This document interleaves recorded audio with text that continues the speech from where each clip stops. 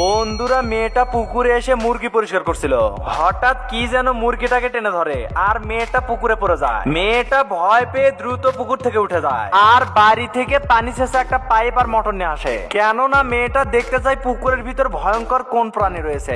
তার জন্য পাইপটা মোটরে লাগিয়ে খুব দ্রুত পুকুরটা ছেঁচতে শুরু করে। প্রায় 3 ঘন্টা পর পুকুরটা ছেঁচা হলে তা থেকে এমন কিছু বেরিয়ে আসে যা দেখলে তুমি বেহুশ হয়ে যাবে বন্ধু। তবে সেটা দেখার আগে কোরআন পড়া ভালোবাসলে ভিডিওতে লাইক দিয়ে চ্যানেলটি সাবস্ক্রাইব করে দাও আর বাবা মার জন্য কমেন্টে লাভ পাঠিয়ে দাও। ওকে বন্ধুরা, অতঃপর পুকুরটা ছেঁচার পর সেখান থেকে বিশাল বড় বড় মাগুর মাছ বের হয়। এই মাগুর মাছটাই মুরগিটাকে টেনে নিয়ে যায়।